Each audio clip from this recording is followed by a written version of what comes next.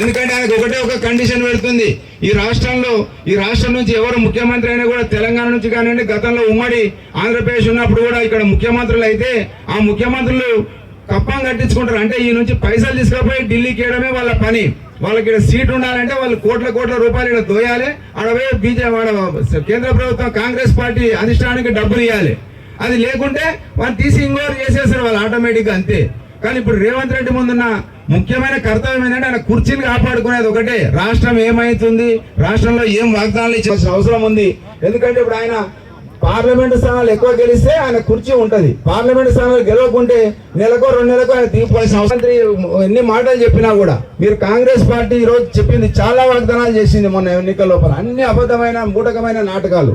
ఇప్పటికి కూడా ప్రతి ఒక్కరు గ్రామ స్థాయిలో ఉండే మనం అందరం కూడా గ్రామాల్లో ప్రతి ఒక్కరికి అర్థమయ్యేటట్టు కూడా మనం చెప్పాలి. 4 వాగ్దానాలు నెరవేర్చామని చెప్తున్నారు, కానీ వాళ్ళు చేసింది 6 వాగ్దానాల్లో ఒక్క వాగ్దానాన్ని కూడా పూర్తిగా నెరవేర్చలేదు.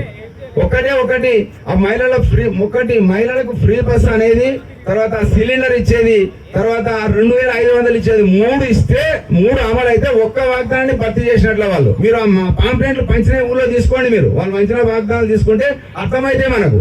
అంటే ఒక పథకం మహిళల కోసం అది ఉపయోగపడ్డది. అంటే ఒక్కొక్కటి ఇప్పుడు రైతులకు నిరంతర విద్యుత్, సాగునీరు, ఎన్నో ఎకరాలకు సాగునీరు ఇచ్చేది, అదొక అంశం. ఇట్లా 6 అంశాల మీద 6 వాగ్దానాలు చేయడం జరిగింది. నిరుద్యోగ యువతకు ఉద్యోగాలు ఇవ్వడం, ఎన్ని లక్షల ఉద్యోగాలు ఇవ్వడం.